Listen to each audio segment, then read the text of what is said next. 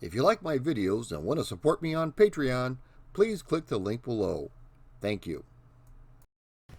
Long before Mortal Kombat, video games have been a controversial form of entertainment. From the early arcade title Death Race to the more risque Atari 2600 games such as Custer's Revenge and Bachelor Party. Today, though, we are going to look at one of the most controversial games of the 1980s. The game in question is Barbarian, the Ultimate Warrior. What famous movie inspired the creation of this game? What country banned the sale of this game? So grab your sword and don't lose your head, because this is the history of Barbarian, the Ultimate Warrior. The year is 1986 and Palace Software's Steve Brown is looking to create something new and unique. One-on-one fighting games were all the craze, which actually started back in 1984 with Karate Champ by Data East. Yi-ar Kung Fu soon followed, but this time weapons were introduced. Over on the 8-bit line of computers, the Way of the Exploding Fist from Melbourne House allowed the user 18 different moves, including a jumping roundhouse kick.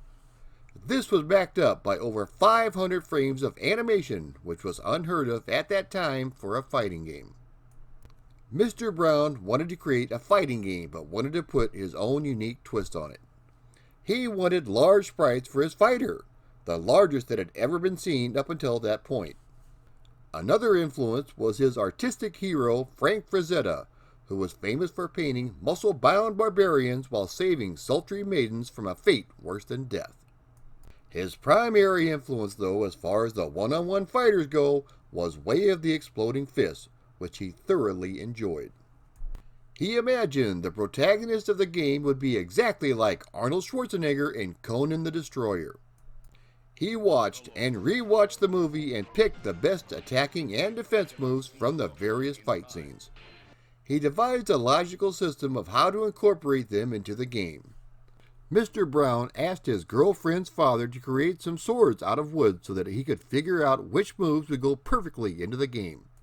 Steve and assistant animator Gary Carr videotaped themselves having mock sword fights and beating the living tar out of each other with wooden swords.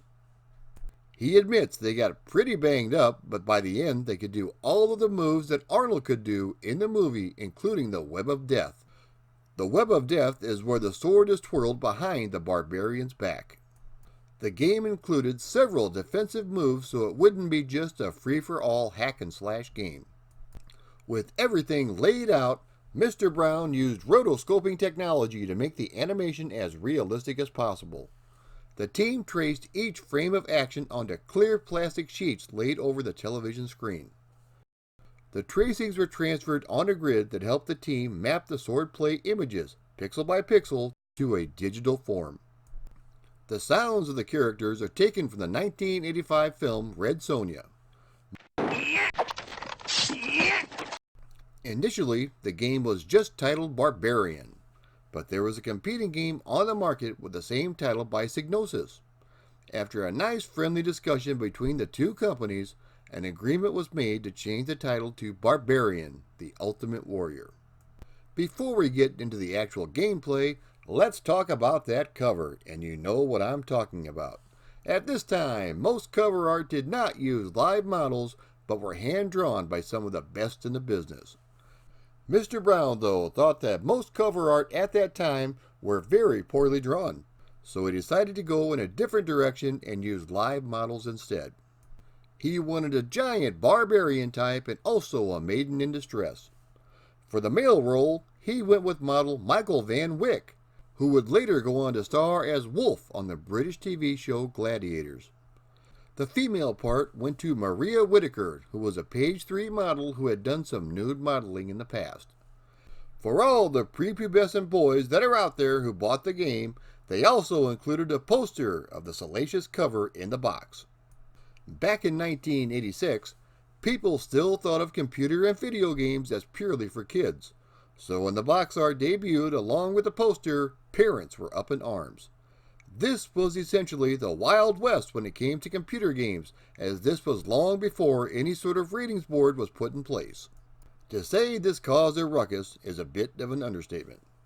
The general public was more concerned with the scantily clad female on the cover than the gory, violent game that lay inside.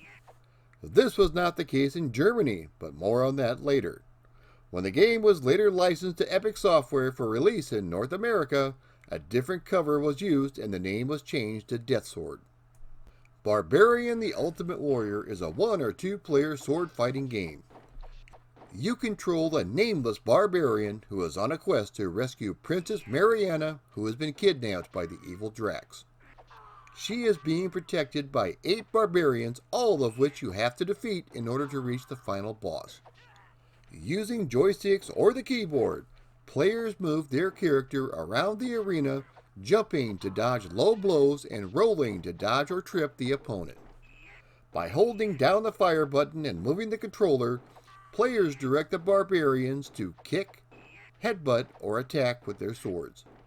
You have a total of 16 moves at your disposal. Each barbarian has 12 life points, which are represented as circles in the top corners of the interface. A successful attack on a barbarian takes away one of his life points. The character dies when his life points are reduced to 0. Now, I'm the type of guy who doesn't like to read the instructions. Whether it's putting something together or playing a video game, I just like to dive in feet first, and then if I can't figure it out, I will go back to the instructions. I was playing this game on my Commodore 64, attempting to figure out the moves, when I accidentally landed the flying neck chop. My 14-year-old self almost had a heart attack with glee when I saw the pixelated head leave the body and bounce along the ground. I almost had a second massive coronary when the little green goblin came out and kicked the head, all the while laughing. Right then and there, I knew this was the greatest game ever. The game was a bona fide success, selling millions of copies across all platforms. Mr. Brown said his first royalty check was for £20,000, and he continued to receive checks similar to this amount for the next 7 years. The game was flat out banned in Germany, not just for the girl on the cover, but also the violence in the game. Palace Software was taken to court in Germany, but when the prosecutors of the case could not perform the dreaded flying neck chop move in front of the judge, the case was thrown out, citing it too difficult for the average user to perform. However, a few weeks later, the prosecutors hired a young boy who was able to perform this move for the judge, so this time, Palace Software was found liable. They agreed to make changes to the game, including the red blood now becoming green and the removal of the female from the cover. The game was ported to a number of home computers, including the Spectrum, Amstrad, Commodore 64, MS-DOS, Atari ST, and Amiga. They are all very similar in terms of gameplay, but the Amiga version features more detailed graphics and better digitized sound and voices to start each round. Prepare to die.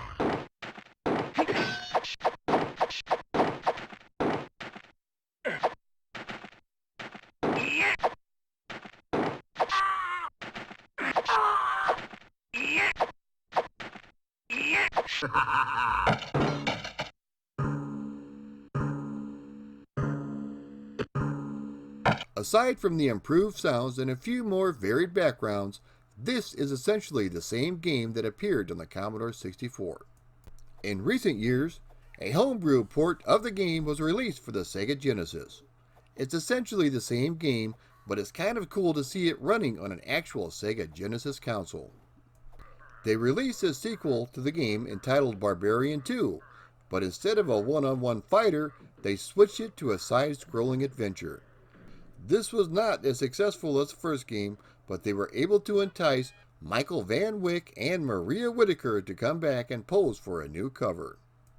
Released in 2018, Barbarian Plus is a remake for the Amiga 1200 platform, which comes on a whopping 6 floppy disks.